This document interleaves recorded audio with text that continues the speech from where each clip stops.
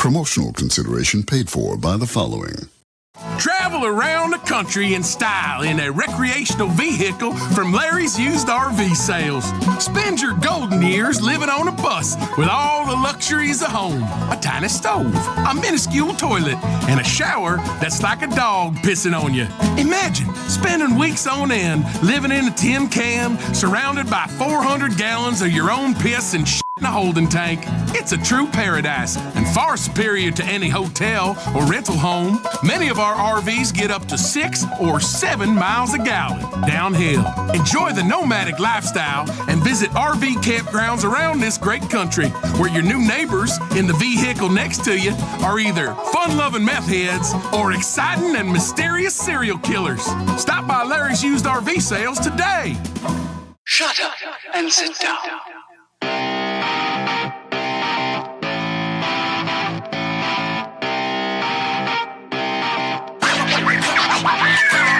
Hello, everybody. Welcome to a brand new episode of Third Shift.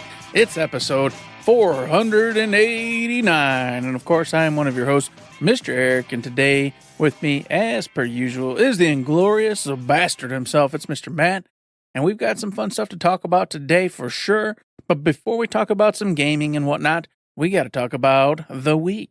Matt, it was supposed to be a weird week. It was supposed to be a funky, junky week, but it ended up not being that. So we've had a full week of things to do. So Matt, tell me, what the hell have you done? What's going on? Well, I've done some fun stuff, but you are right. It was supposed to be a funky, junky week because right now I was supposed to be just about getting ready to go to a show.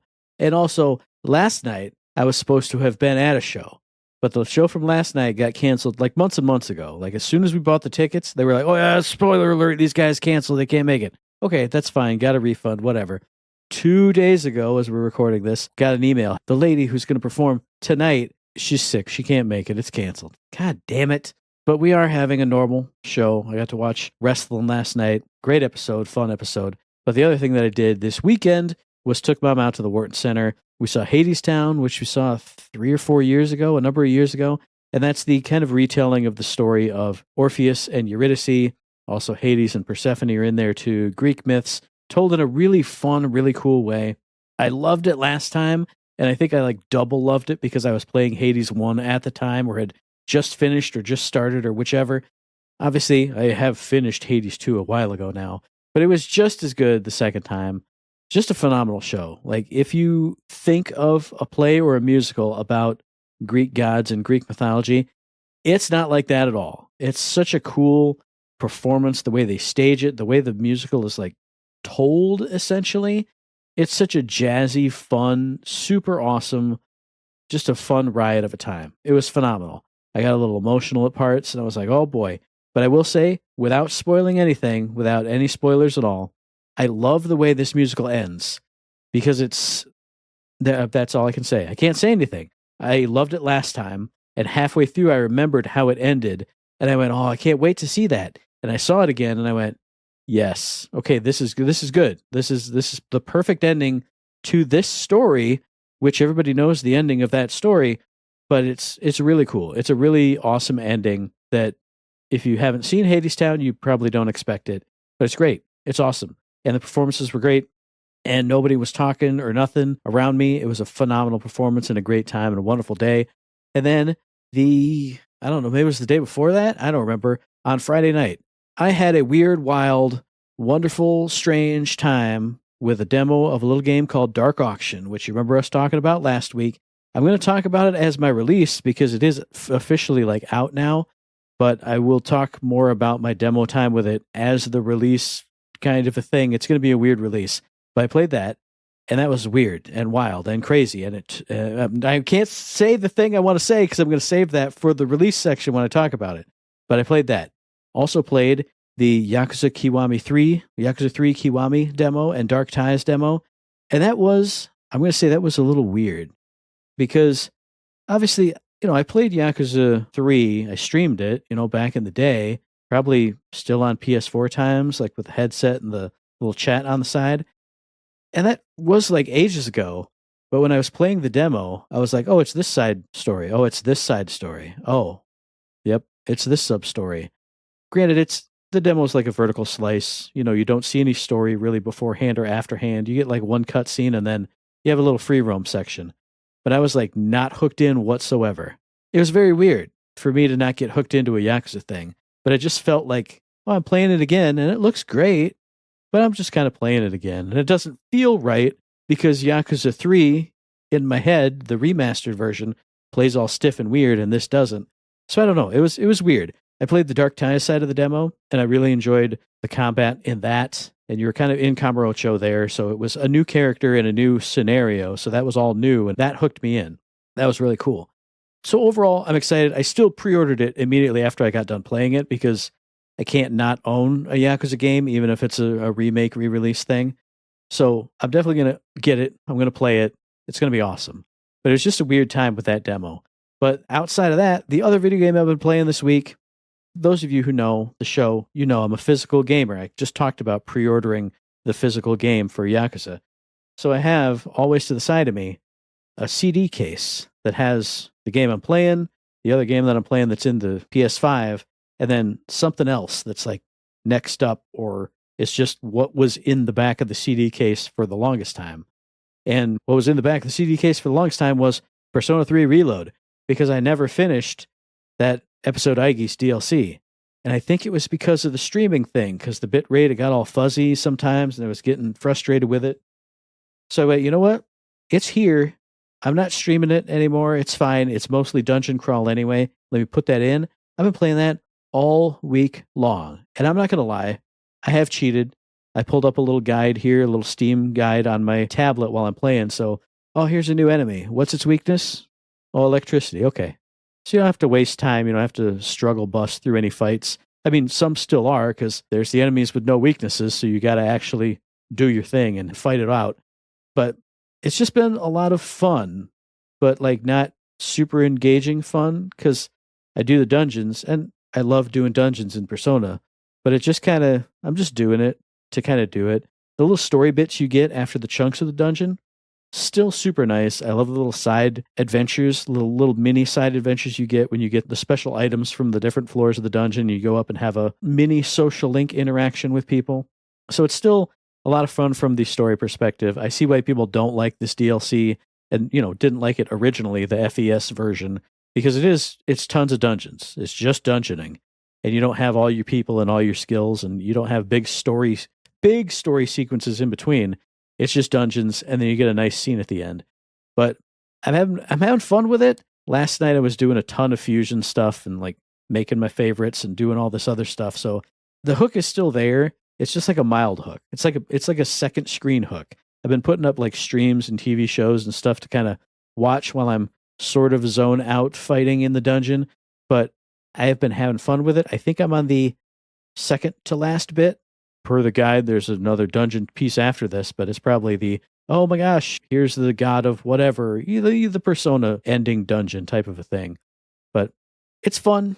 I'm just kind of cruising along though. And that's been my week. Some really fun stuff, some really weird stuff, and then some kind of zoning out stuff. It feels like a weird week. What about you, brother? So when you said all that, I was thinking, oh man, it's actually been a full week. And I've had Sunday off of work and Tuesday off of work.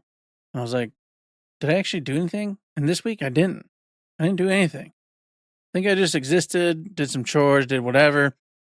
So no like real life fun stuff happened. I did manage to catch my daughter's robotics finals and whatnot. So I ran into that thing, watched her face off against some other team and whatnot. She didn't win this one, but she ended up getting the judges award for, the whole shindig. So that was cool. And basically what that means is, like you explain what your robot is, what your motivation is for being in the whole thing. So good on her. Good job. It was fun to go in there and watch, just kids competing with these cool little robots doing fun stuff. That was about the only like real life thing I did this week, beyond, of course, working, coming home, cooking dinner, that kind of stuff. But I did play 2 video games this week.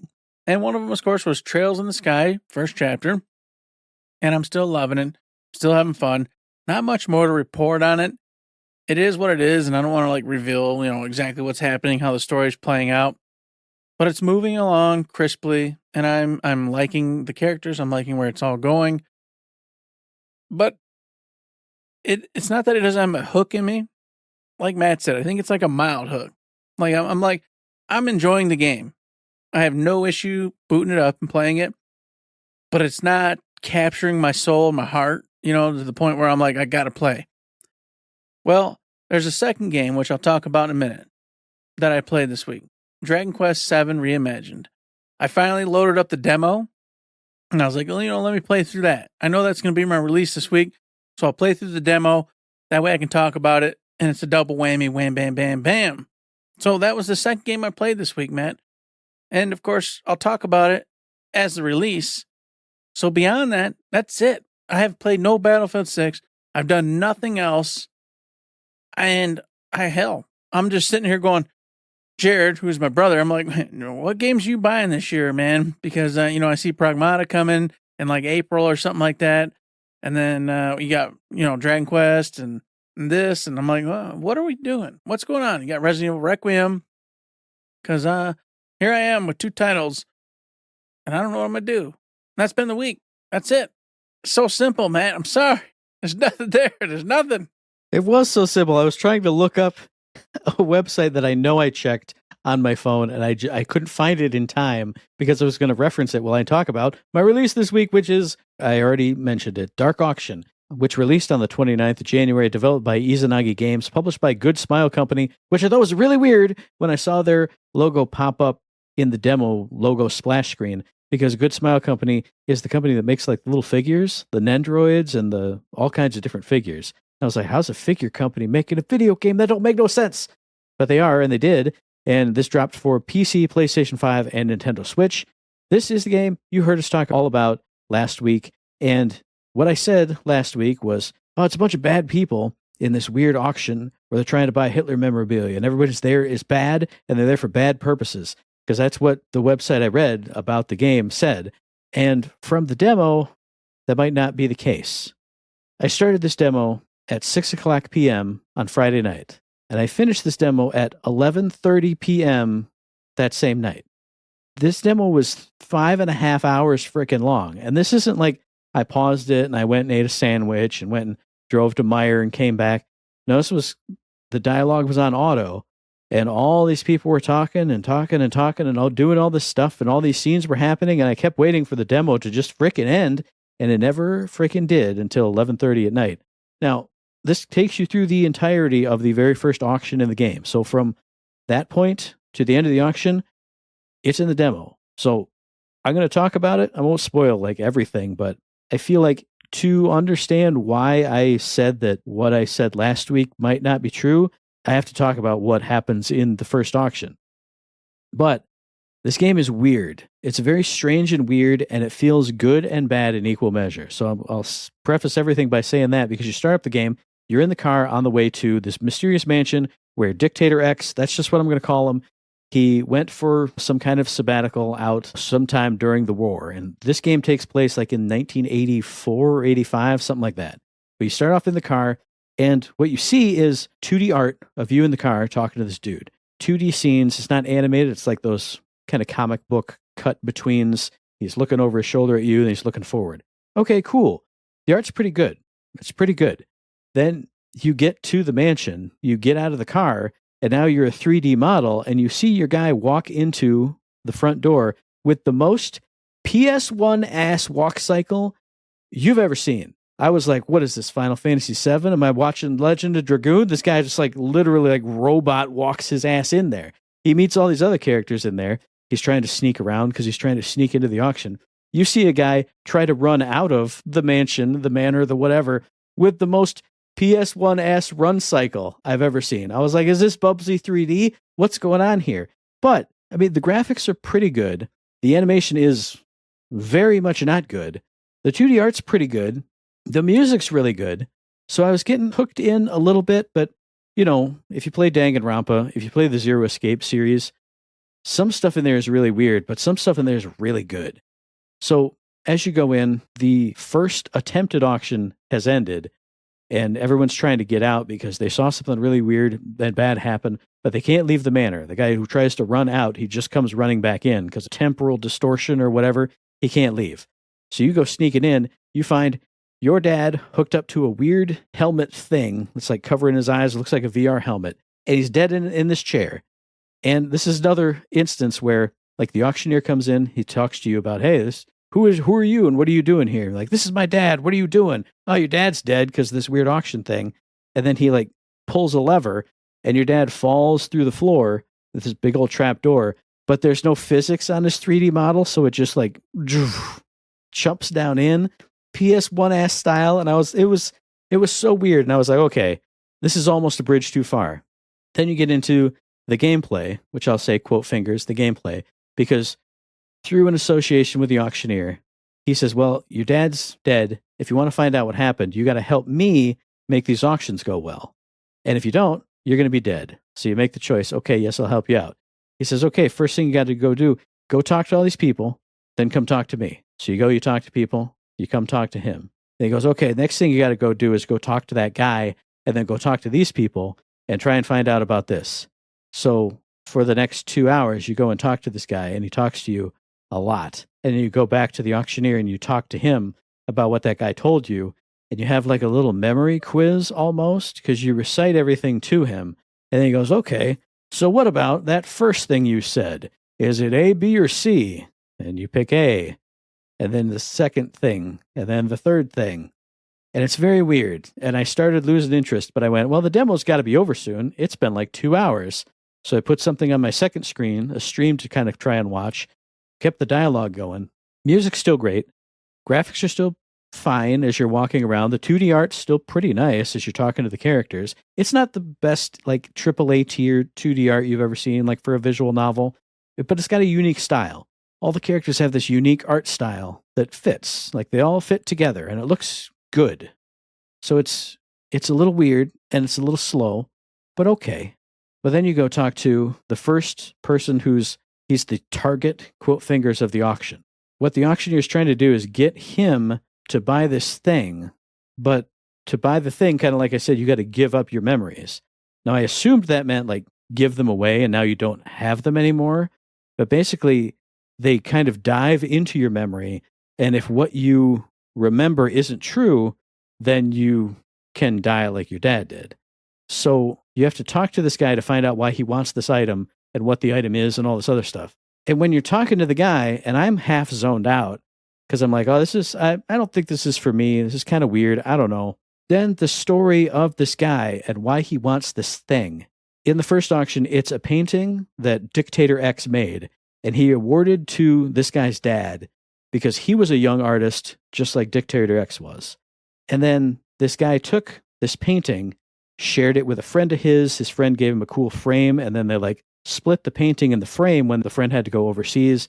And it's this whole story about how deeply these two friends cared for each other and how bad they felt when they split up and all this other stuff. So it becomes really emotional in a not related to Dictator at X all kind of a way. And I started, if my gaze was down 45 degrees looking at my screen, during this guy's story and of all the things he went through, because he's gone through some crazy stuff. Like the guy who took the frame, he thinks stole the painting.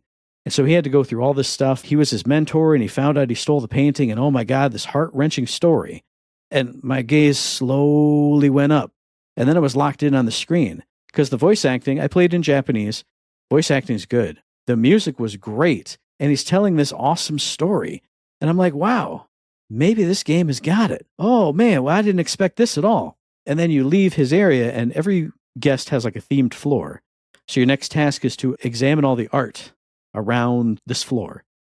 And you go to the first piece of art. And like I told you, the 2D art in this game is pretty good. It's all consistent. It's all unique. It's got its very own specific style. Even the 3D models look like that 2D art. It all looks right. It all fits together.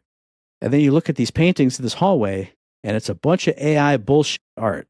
It's all, the perspective's all wrong. The entire feel of everything is off. Like it doesn't fit the art style at all. And I go, oh, that's a shame if that's AI art. I'm pretty sure it is, but that's a shame. Then you go to the auction, and the painting that's there is also an AI art piece. And it just looks like shit. And I go, well, you have an artist here. You can't tell me this guy can't draw a tree with some acorns underneath it. That's one of the pictures that is in that hallway. The picture he's trying to auction for is a girl holding flowers. That guy couldn't draw a young girl and some flowers. Come on. So that was weird. It shocked me right out of the game that I was getting sucked into. But then, to continue, the whole point of the auction, like I said, he's trying to buy this painting. Yes, the painting was made by Dictator X, but it means something to him because it was his dad's. And the story that his dad went through, and like his dad went through all this horrible stuff. He came back, he was like crippled, he died. It was a horrible emotional story. So this guy needs this painting back because it was his dad's painting, God damn it. But you find out through the auction, like you see scenes where there's missing pieces of the scene. And so you as the player are the supporter for the auction. So you have to fix this guy's memories. You know, he's so overcome with grief, he doesn't remember this right. So you go, actually, that guy couldn't have driven a car here because he had this lifelong phobia of cars because of this experience he had in the war. Oh, so what was really happening in this scene? You put it together, like the end of an Ace Attorney case or like the end of a Danganronpa case. You piece together the scenes and everything. And you help this guy kind of overcome his grief and realize what really happened and that his dad and this guy were still the best of friends. So when he saw the frame, it wasn't because he stole the frame. It's because his dad gifted it to him when they had to part. And like the whole story of this case and this auction has nothing to do with Dictator X at all. It's all about this guy and his past. And yeah, there's a piece of Dictator X in that past, but you're like helping him heal his emotional damage and see what he remembered wasn't the truth. And then for some reason that helps the auctioneer and he gives him the painting. And sure, it's still a Dictator X painting, but he has it and it means something to him and his family, not because it was, you get what I'm saying? It's so like, it's so weird. It's so weird, but the animation's weird. And the AI art is just extremely strange. I don't know about this game. I don't know. And I haven't seen many reviews on it. I read one review that really related to all that emotional stuff, but then another review that I read, and that was the website I couldn't find, said they were worried since it's a Dictator X thing, like they thought maybe this writer just has a real affinity for him and really kind of hero worships him, and it came close to being that sometimes. So I don't know if the other auctions have way more to do with Dictator X or not, and it is getting kind of weird, but from what I played in the demo, that opening auction, it's got like almost nothing to do with him. I posted in the Discord. It made me think, why is he even in the game? I don't understand. It's very weird, but there's something here, but it's also a weird AI strangeoid game. So I don't know. I don't know about this one. It's strange. It's weird. I just wanted to give y'all, I gave it a shot in the demo and it was a long shot and there's all kinds of stuff in here. There's good stuff here. There's bad stuff here. There's wonky stuff. There's stuff that can hook you in, but you got to look past some other stuff. I don't know. I just don't know about this game. When I ended the demo, and it was 11:30 at night, so I was not going to make any decisions. I was torn. I went, I shouldn't like this, but there's some good stuff here, and I want to see where else it goes. And it's weird, and it's strange. I don't know, but that's Dark Auction. It came out last week / into this week. It's my release this week. That's what happened. I did so much due diligence by playing 5.5 hours of this weird game and rambling on to you guys for 900 minutes about it. But there we go. Dark Auction. Look at it and see if it's for you. And if you don't mind the AI art stuff, maybe check it out because there's good stuff in here. And if you really hate the AI art stuff like I do, it looks awful. It took me out completely. But if they replace it, maybe it can hook you in. I don't know. It's so weird. It's just a weird experience. I don't know. There you go. There's my release. It's weird.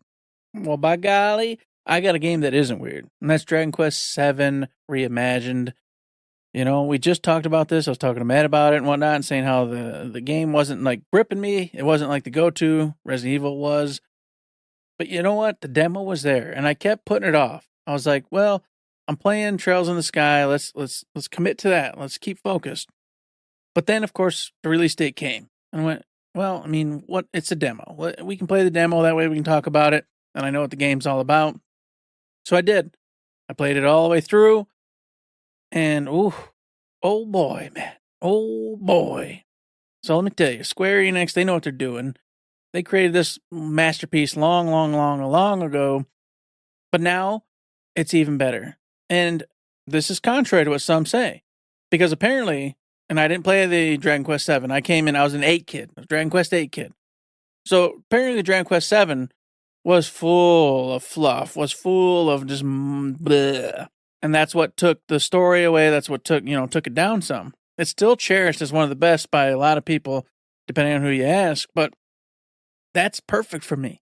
Taking away, and this is exactly what happened with Dragon Quest VII Reimagined, is they took away all that fluff, they took away all the BS, and they just come at you with a story and allow you to go play Dragon Quest VII, as it is, with the story all intact.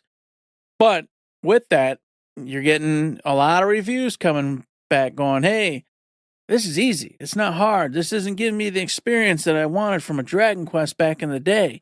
And I'm carping through this thing, no problem.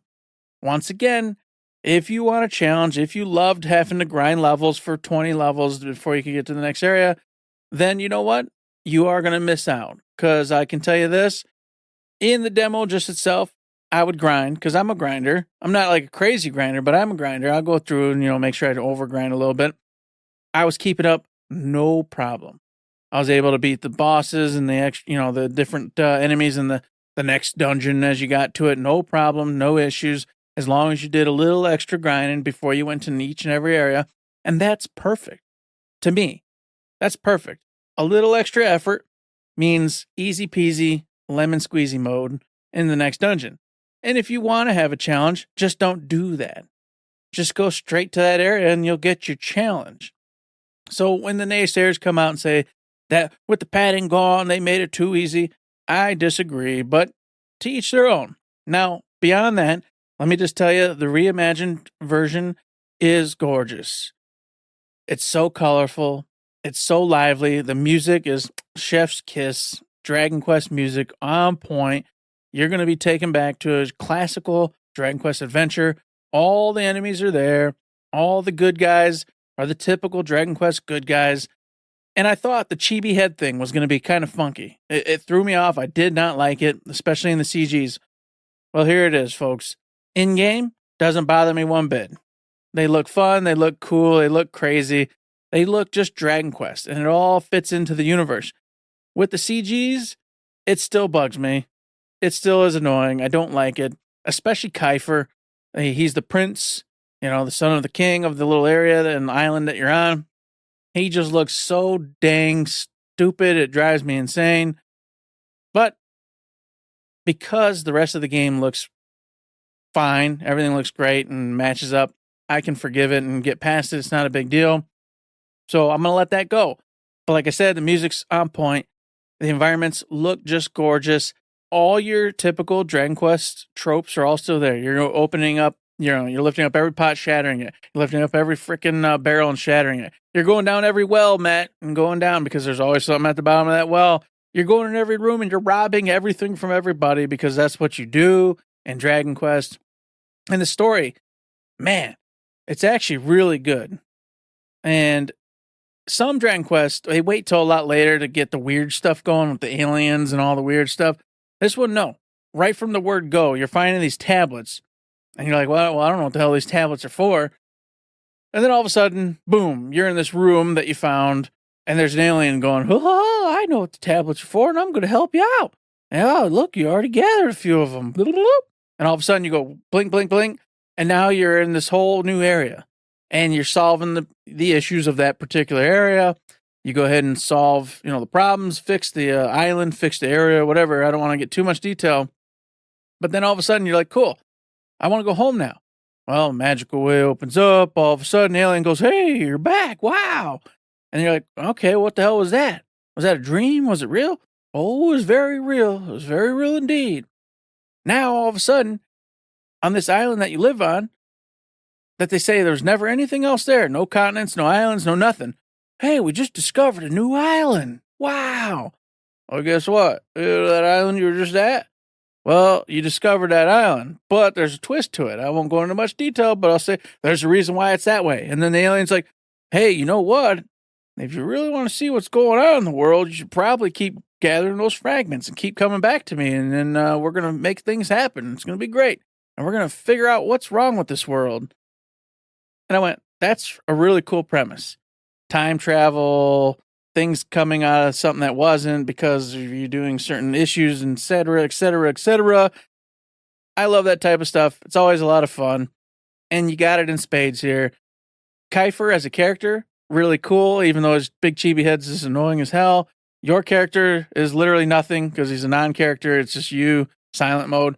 Maribel so far, a lot of fun. A little aggravated because she's just so saucy for no reason, like all the time. But that's Dragon Quest. Dragon Quest always gives you that character. So I can't complain.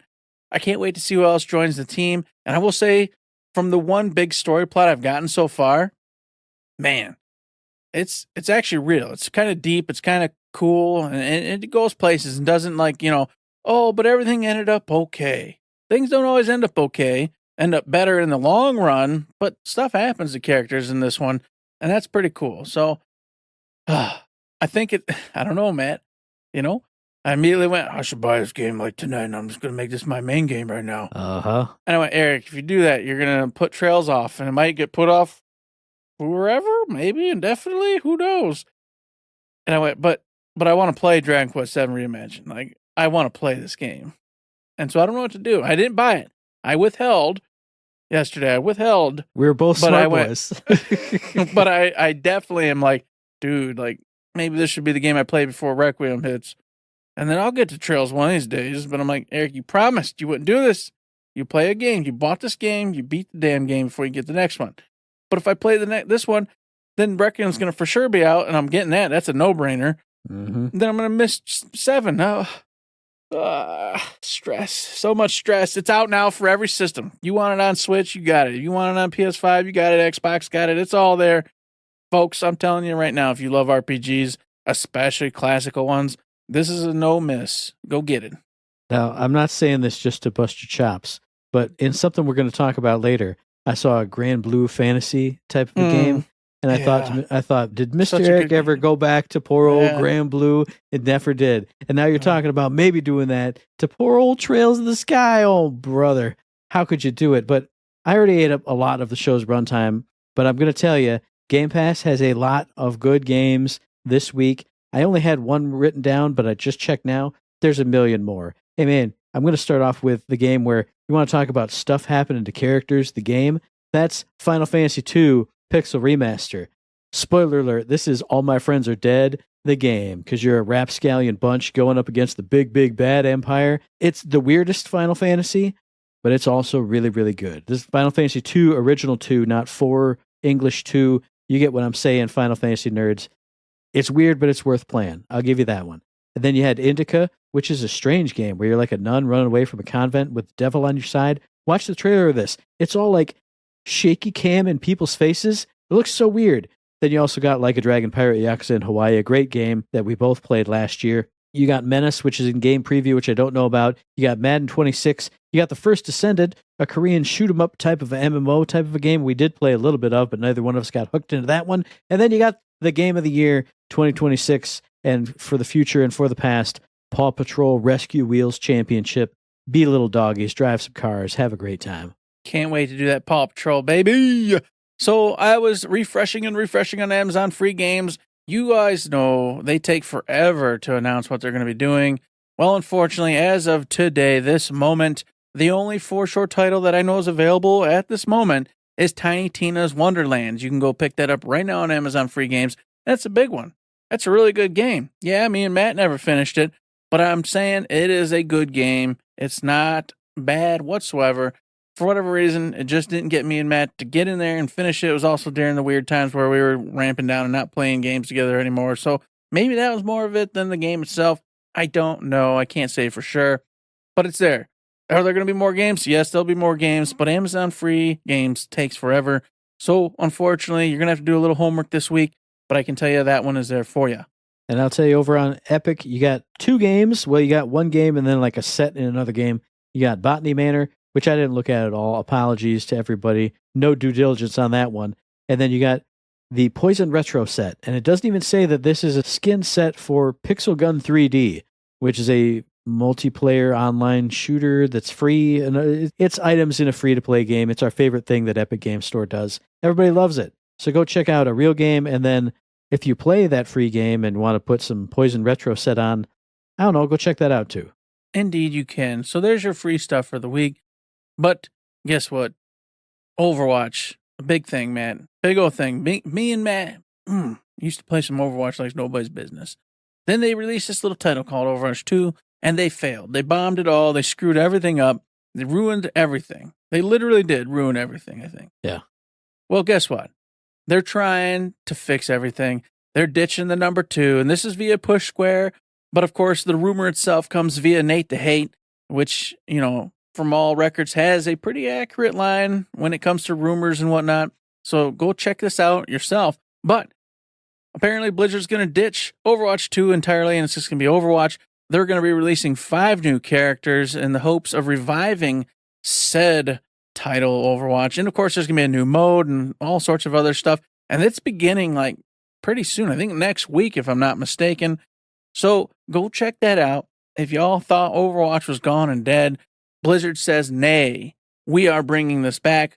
And I'm not saying it's been dead, but I'm just saying it doesn't have the life and doesn't have the life it had back when Overwatch, the OG, was out and all the colleges were competing and everything was crazy and there was the Overwatch leagues. It was a time and it felt good. I hope they can get back to it. I hope these 5 new characters and the new mode and everything else and all the jazz hits, because I've kind of tingled here and there a little bit with Matt going, maybe we should try it again. Maybe now's the time. Who knows? Maybe. We'll have to see. But I just wanted to get it out there so you all know, if you do love Overwatch, go check it out because they got some new stuff on the horizon. And since you mentioned it being a rumor and then kind of pushed squared, have you seen the follow-up stuff about this? No. Okay. I think it was yesterday. It started blowing up all over my Blue Sky Video Games news feed. Obviously, it is official. Push Square wouldn't talk about it if it wasn't. Mm-hmm. But it's part of a year-long story season. There's going to be 10 characters over the next year. And then they showed off those first 5, which are going to be dropping, I think, all at once. Pretty sure it was on Game Informer that I saw it. They had a screenshot of each character, kind of a write-up of who they are, you know, what their backstory is, and like all their abilities and everything. And I don't know. Like Eric said, I've kind of been like, oh man, maybe if Overwatch is pretty good again, we could play that again. This is just me going off of just a screenshot of 5 characters. I looked at them and not a one of them hooked my interest. They all kind of looked just, hey, here's characters. Here's a guy with a hat. There's a guy with a gun. And then there is a cat that's like on a flying hoverboard or something, or a jetpack. That was like the one unique one. And I don't know. I went into it wanting to be amazed and delighted because there's so many cool characters in Overwatch and we gravitated towards the ones we loved, but none of these were hitting. Now, I haven't seen any gameplay or anything, but there's official details out there. There's details, there's skill descriptions, all that other stuff. It's out there. I'm going to give it another look. I want to see some gameplay of this in action, see what changes they made. I'm still wishy-washy. I'm wishy-washy right now, but there's more stuff out there if you want to check out some more stuff. Well, I'll have to go look myself because I definitely want to see what the new characters are all about and see if any of them vibe with me.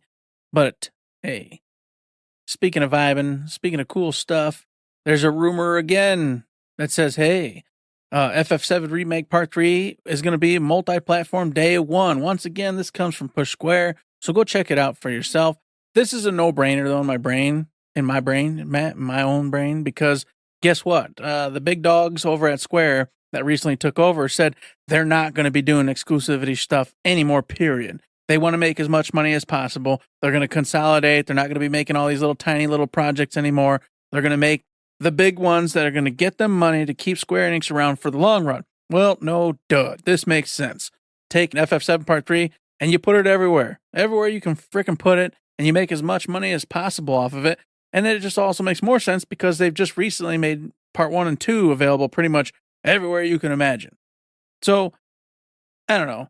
It's still not official, but it's pretty much official if you ask me. FF7 Remake Part 3 is going to be anywhere you want to play it. And I love that. I'm so happy for that. I'm obviously going to play where I always played anyway on the PlayStation, but I can't wait to see everybody get to play it wherever the hell they want to play it, because FF7 is another one of those titles, Matt, where at any given day, I could go back and just play it again. Mm-hmm. I could definitely just drop my life and drop everything and go play that. I, as a strong boy, don't do it. But I could.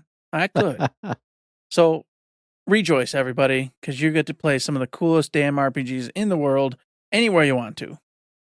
And we've always pushed for multi-platform releases, having your games anywhere you want, especially like you said here, if it's multi-platform day one, I think that's awesome because we just watched Showcase where they showed off FF7 Rebirth and my brain went, that's a game from 1,000 years ago. What's going on? Oh, it's coming to the Switch too. I know it just came to the PC somewhat recently. There was a big hullabaloo about that and my brain went, isn't that a game from 27 years ago? What's going on here?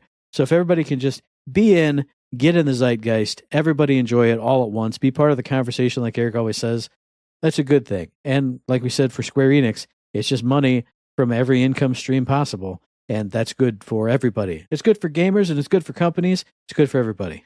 It's good for everybody.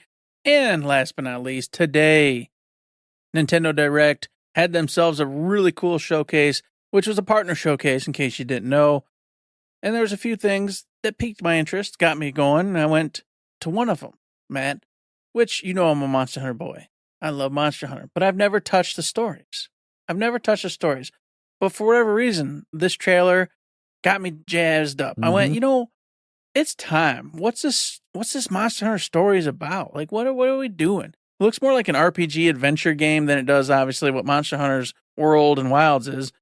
But I'm down with that. That sounds really fun. Sounds really cool. And I went, yeah, it does. But I'll probably never play it or whatever.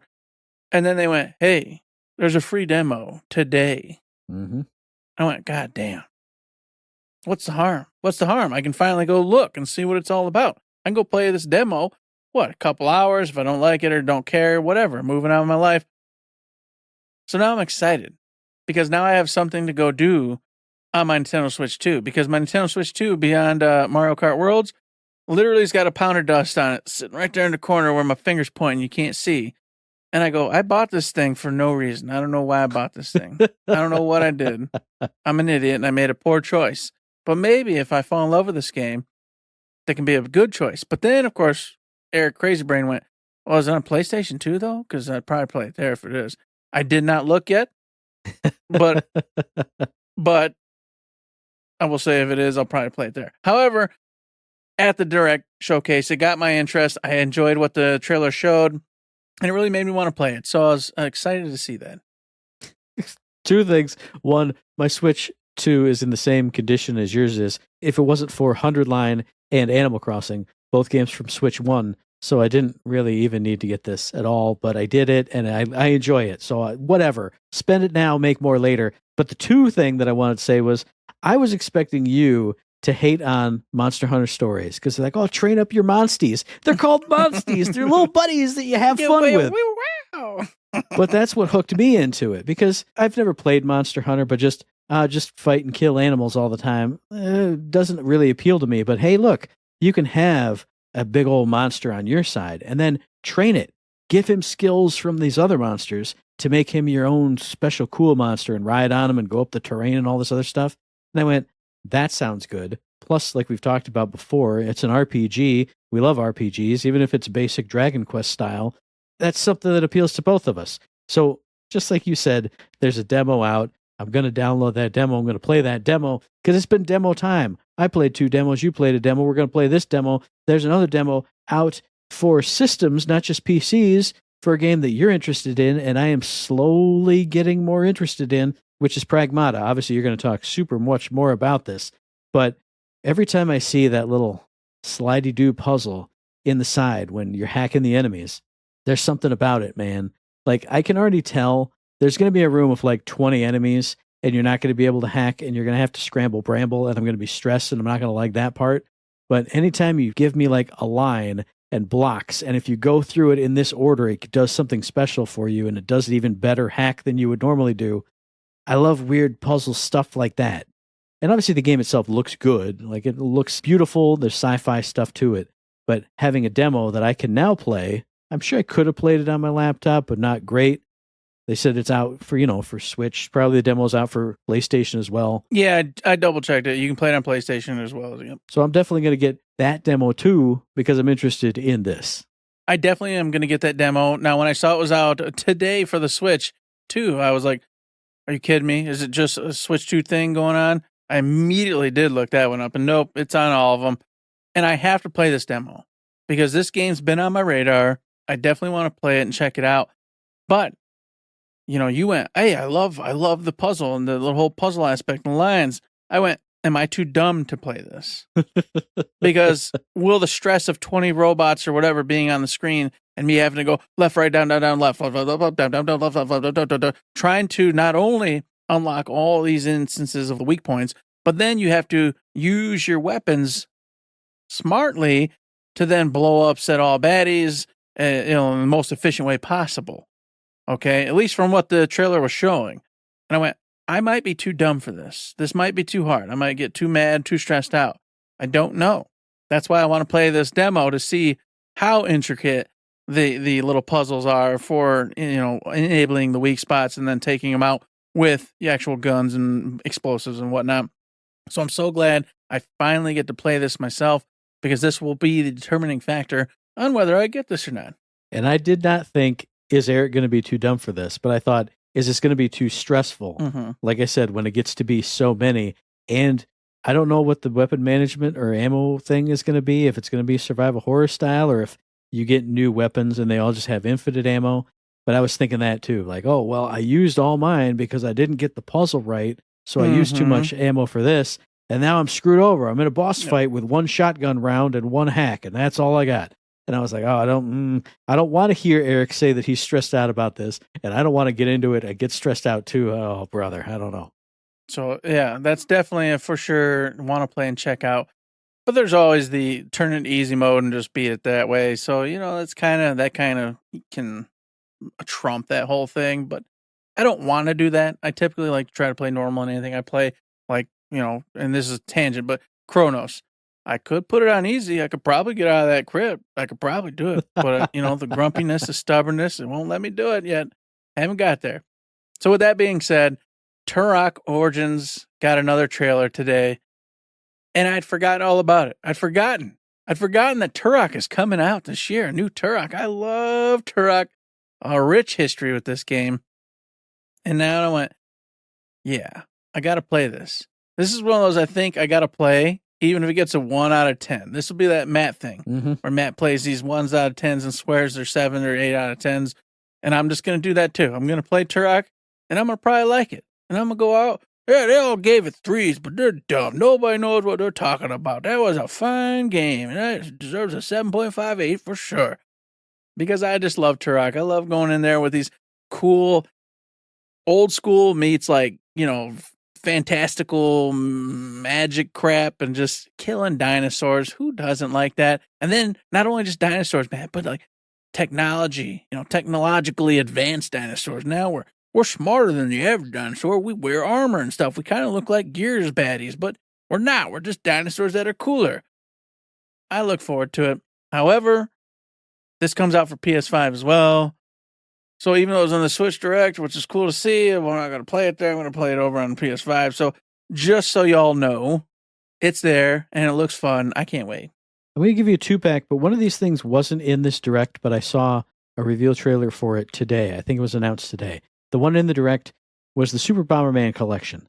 Now, I've never been a big Bomberman head, but anytime I see Bomberman, I go, this is a game for me. This is a game I want to play. I did play one of them on Xbox Live or something, and I had a ton of fun with that. And I went, look at all the Bomberman history I've missed, not playing this forever. Boom, giant collection of all those goddamn Bombermans. Can't wait to get that. And then the one that was not in this Direct but was announced elsewhere, I think it was only a Japanese trailer that showed it off, though, so I don't know if it's coming to the West. A Ganbare Goemon collection, just like this.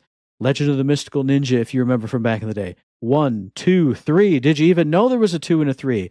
I don't know if the N64 game was in there because I don't know the art style for that. It better be, because I would play it in a heartbeat. I'm sure it is, but what they showed, my brain didn't go, that's immediately N64. And then there's like Famicom ones, Game Boy ones, all these games I've never even heard of in my life, and I love the original Legend of the Mystical Ninja for me on Super Nintendo. You love the N64 one. Mm-hmm. There's like 12, 13 games in that collection, so go hunt out that reveal announcement trailer and see if one of those is the N64 one, because I never played that one, so I don't know if it is, but it probably is. Well, speaking of twofers, I'm going to give you my last twofer. All right. And one is The Adventures of Elliot, the Millennium Tales. Mm-hmm. We've already talked about this. We saw the trailers a while back, and it looks gorgeous. It's that 2.5D, awesome art. You can't go wrong with it. It just is absolutely mind-blowing and amazing. But then it took it even further in this trailer. It was like, oh, you're going to go to the age of budding. You're going to go to the age of whatever it was, and the age of this, and the age of that. And these towns and places that you have previously visited are going to be in all different sorts and states, depending on when in the ages you visited them. And you're going to get weapons, you're going to get useful tools, and all these different ones that you're then going to be able to utilize in the different ages to further your adventures and further your trials. I was sold 100%. This was one. And on top of it all, this wasn't just one I went, oh, I'll play on the PS5. I went, this would be the perfect one to actually play on the Nintendo Switch 2, so I can have something to go with me no matter where the hell I am. And I know I got a PlayStation Portal, don't get me wrong, but it is not as easy as just having a Nintendo Switch cartridge and go boop, and now I'm playing it. And there's no huss, no fuss, no internet connections required, no having the PS5 on, nothing. So this was a legitimate title that I was excited to play on Nintendo Switch 2, and I can't wait to do so. And I knew it existed, but just seeing it reminded me and got me refreshed and super hyped for it. And the last one for me, briefly, because it's so weird, even though I watched this like an hour and a half ago or so, I don't remember what it was about. I just remember being excited, man. I just remember going, this is actually good. Kyoto Xanadu. Yes. Whatever that looked fantastic. Mm-hmm. And I'm like, what was it about? I don't remember. I just remember I really liked it, man. I just went, that sounds damn good and looked really good too. And then when we got to the show, I'm like, why did I like it? And I went, I don't know. But I didn't want to like go watch this trailer again because I got it hooked up to the Nomos and it'd be blaring and it'd be a whole thing. So I can't because it ruined the show, as you know, you'd have to edit shit out. So whatever. It sounds good. Whatever it is, it looks good, man. I want to play it. No, I didn't write down much for it, but what I wrote down for it was Persona-y dungeon crawl action RPG. This looks like in the action, it looked like an Ys game. And then it was like, hey, you're also at this cool academy for all these heroes who have cool abilities. And they didn't say like spend your time each day, but it looked like there was some classroom stuff with all these cool characters and then running around hacking and slashing in a dungeon. I had no idea what this game was, and I got excited too. That's what it was. It was the fact that during gameplay, you're like 2D Metroidvania style slashing and hacking. Yeah. And then during bosses, you go into a 3D world and you go ahead and action RPG everything up. And then just like you said, during school times, you're running to the different classrooms and running to the shops and you're talking to your friends and you're building relationships and you're doing all the Persona-S style stuff. That's what got me. I was like, holy crap, it's like 3 games in one almost here. Mm-hmm. And it was just seemed interesting and cool. I was like, damn, I really want to check this one out. So yeah, that one had me. 2 last ones. I'll give you a quick 2-pack for me. There's not much to say about either one, but Paranormasight, The Mermaid's Curse, that looked good. Just a solid point-and-click visual novel-style game. A little bit spooky, but probably not too spooky. Something about it. I was just like, man, it's been a while since I played a good visual novel-style game, immediately forgetting that I played 100 Lion just last year, but that feels like 10,000 years ago that I did that. So I don't know. That got me excited. Then the one they kicked it off with, Orbitals. Ever since that was first revealed, I have been sold on Orbitals just for that graphical style. Now, granted, it's a co-op game. It's like, Split Fiction or It Takes Two, and we love that. We love that here in this house. But on top of it, that old school anime art style. Dude, it just makes my heart sing. If nothing else on this Nintendo Partner Showcase was any good, I would still be able to watch those first 3, 4, 5 minutes and just be like, man, yeah, video games, man. Video games look like what we used to watch and go, that's mind-blowing how cool that looks. Now we get to play it in that style. Just great. Just cool. Also, Scott Pilgrim EX was shown off for like 15 seconds at the end of the thing in a whole big montage, and that looks cool too because I love the original game. But that's it. No, wait. I do have one last thing to say. It is 2026. How is there a Star Trek Voyager video game? Hey, don't be a hater. The worst Star Trek. I was just thinking when that happened, man. I said, you know what? I'm glad for the Trekkies, man. If I was like I was a crazy Trekkie, I'd play this game. I'd go on this ship and just manage the rooms and tell people to go like beam lasers to wherever the hell they're beaming them and do things. That's cool, man. Good for those Trekkies. All right. I mean, yes, good for them, but I was just baffled. Okay, it is the Trek that I like the least. I think that's the one that was going on when I kind of fell off. But like, how and why? Who is clamoring for a Voyager game of all things? You couldn't get the license to the Enterprise show, the other most reviled one, but oh goodness, there's too many big dogs in there. Sorry. I literally just wrote WTF. I mean, it looks fine. I was just baffled. But that's all for us for the Nintendo Partner Showcase, the Nintendo Direct. What did we miss out on? What spoke to you guys that we didn't even talk about? Or did we not go deep enough? Are you that Voyager fan? If you're that Voyager fan, write in and tell us why and where and how, but also tell us the answer to Uncle Matt's Trivia Corner. Because you remember last week's question was, which home console was the first to contain a Blu-ray disc player? That, of course, is the PlayStation 3. Now, this week's question is a brand new set of cards. One question's a weird question, one question is not. So I flipped it all around and I don't know which one's coming up. Here we go. The question for this week is, which Xbox game by Obsidian Entertainment features the player trying to survive in a backyard while shrunk to the size of an ant? Oh my God. I should know this one because, of course, it just came out. It's recent. Mm-hmm. What's the dumb thing titled? The sequel just came out. Not Honey, I Shrunk the Kids. It's not Honey, I Shrunk the Kids. It's not that. That's what my brain keeps going, and just telling me because that's the only thing I can put it with. Mm-hmm. Oh, this is the gimme. This is the free one. This is where I lose my whole thing right here. This is where I lose it all. Come on.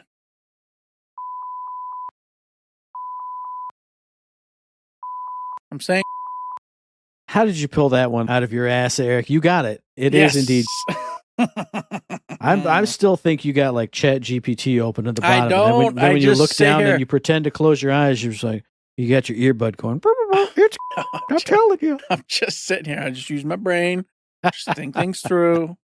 Relax. Come what's natural. That's kind of what I've been trying to do this year. Like, there you go. What hits the brain and let it just come out. If it's wrong, it's wrong. But if it's right, it's right. So subconscious, thank you. You did it. This man is rocking it out with 4.5 big points right now. Ooh, the next closest people have one. And I know I'm not supposed to say this. I can pretty much guarantee Eric's going to get next week's question also. Ooh, y'all are screwed. This is one there's no way you're not going to get. I know you know it. And if you know the answer to that question or anything else, if you want to send us comments, questions, concerns, mailbag questions, we still have one. We didn't have to use it this time because there was so much stuff and it was a full week.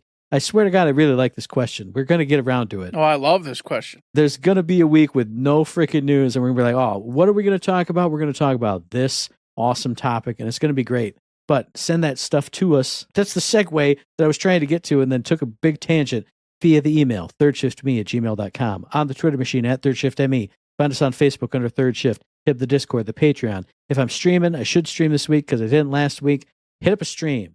If I'm home shoveling the walk, bring me a hand warmer because my hands got freaking freezing out there. I wasn't even out there that long. I don't know if I'm getting to be like old man, like bad circulation fingers or something.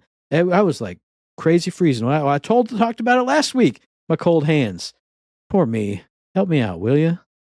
Matt, I spend my whole day outside nowadays, Matt. My whole day walking in the cold. Well, I don't. I'm a soft boy here in my warm house. I don't have gloves on, and then I put gloves on and I go, ooh, it's too cold out here for me, even with the gloves on. The whole world's... My skin is cracked and bleeds openly while I walk around now outside. Just blood dripping down my hands. That's how cold it is. All right? So I know we've said this before, but that's the thing. If my hands were dry, but they're always wet, so when wind blows, it goes... And then the cold ice. And it's, yeah. Mm-hmm. That's true. Mine are just dry as bones. So there you go. But you know what? Speaking of dry bones, the Patreon. No, I'm just kidding. You can head over there. You want to treat it like a tip jar, $1, $2, $5, $100. Me and Matt were just talking. We got to win the lotto. You know what? Maybe one of you's out there. You're like, you got like 27 million sitting in your bank. You're like, I don't know. I'm bored. What the hell do I do? Boom. Give us $1 million. Woo! Will we do anything with it? I don't know if you ever listened to the show, but if you haven't, you know what? We're going to utilize and have some fun with it. Don't you worry about it. If you don't got that, though, that's perfectly fine. Anything you've ever done in the past, present, or future, we super appreciate. And if you can't donate money, you can go over to the Twitch where Matt's streaming and having a lot of fun. You got Amazon Prime, give them the freaking $5 Amazon gives you for free. If you can't do that because you don't have Amazon Prime, go over to Spotify, give us a 5-star review. Go over to Apple Podcasts, give us a 5-star review. I'm telling you, this crap helps us out. That's why we say it every week. If it didn't help us, we would not say it anymore. I can tell you that much for sure. But you know what? Also go to Discord, have some fun, give us some awesome commentary. You know what? A buddy of ours, he just posted in there and just, man, reminded me of a really cool character from back in the day from an old Battleborn title. And that really made me feel good. And that really hit the spot. That did the trick. So get over there. Have some fun. Do some conversation. We'll be there. We'll be listening. We'll be watching. We might even actually help out and toss in some stuff too. You know what? Go do those things. And of course, listen to the very next episode, which will be dropping on or around the 12th of February on iTunes and Stitcher, on Poppy, on Spotify, and on YouTube. And we might actually talk about something we've been slacking on, which is Borderlands 4 news, because they just teased Story Pack 1 with a new Vault Hunter and a tease and all this other stuff. And we didn't even have time to talk about it in the show today. So we might talk about it next week, or maybe we'll forget and something else cool will be happening. But I was just saying, hey, I'm doing my due diligence. I saw it. I saw it in the Discord in the Borderlands news channel. But anyway, if you like what we're doing, like to help us out, please give us a like, a rating, view, comments, a subscription, any kind of good thing on any of those good places that I just talked about before my other big tangent, because it does help us out, and we really do appreciate it. You know what? We really do appreciate it, just like we appreciate those 5-star reviews. Get on out there. Do them up for us. It's what holiday is it? It's Valentine's Day. Do you want to kiss? Do you want to kiss me? 'Cause if you want to kiss me, give me 5-star ratings out there. I'll give you kisses, everybody. There you go.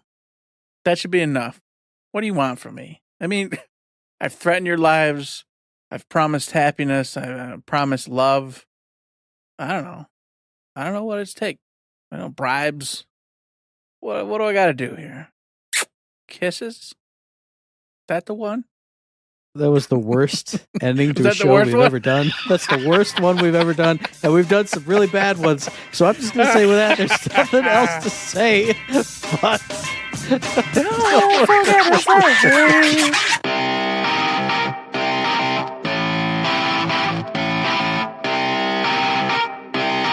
Shut up and sit down. kissy kisses. oh my God.